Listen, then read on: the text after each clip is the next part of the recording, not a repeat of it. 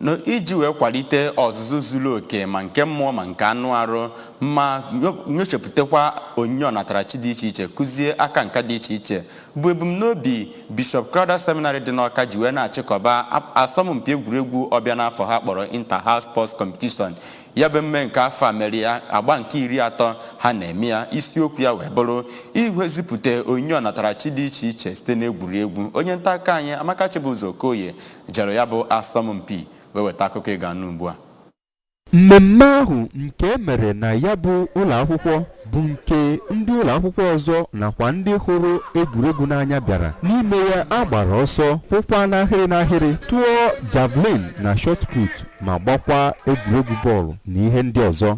N'okwu nnabata ya, onye prịnsịpal nke ya bụ skuul Venerable Dr. Nnamdi Emendo kwuru na nkụzi na mmụta bụ nke na-agbado ụkwụ na mmepụta ihe nakwa ichepụta echiche ọhụrụ. O kwuo na egwuregwu ga-akwalite ahụike mmadụ. Venerable Emendo mere ka amata na isiokwu ha ji chịkọba emume nke afọ a bụ iji mee ka ụmụ akwụkwọ ha bụrụ ndị ga-abụ ndị ndu n'ihe niile ha na-eme ma chịkọta akparamagwa ha na etu ha si ebi ndụ. N'ozi ekele ya, onye vice chairman nke Parents Teachers Association nke ya bụ ụlọ akwụkwọ Maazị Ajuruchukwu Igwe kenere ndị na-achịkọ ya bụ ụlọ akwụkwọ nakwa ndị nkụzi ha maka etu ha si agbaziri ụmụ akwụkwọ ha n'ụzọ dị mma. Ka ọ na-ekwu okwu dịka emechara ya bụ ihe, Sa Amechi Ejiọgụ kwuru na ụlọ akwụkwọ ahụ bụ nke na-ebute ụzọ n'ihe niile ha na-eme n'etu ha si azụ ụmụ akwụkwọ ha. Ka ọ na-ekwu okwu n'aha ndị Old Boys nke ya bụ ụlọ akwụkwọ, Venerable Chimdiebele Enukora kwuru na Bishop Crowther azụpụtala ndị ma nke ekwe na-akụ n'oge gara aga ma kwukwe na ọ bụ ebe mara mma ịzụ ụmụ akwụkwọ maka ọdịmma ọdịnihu.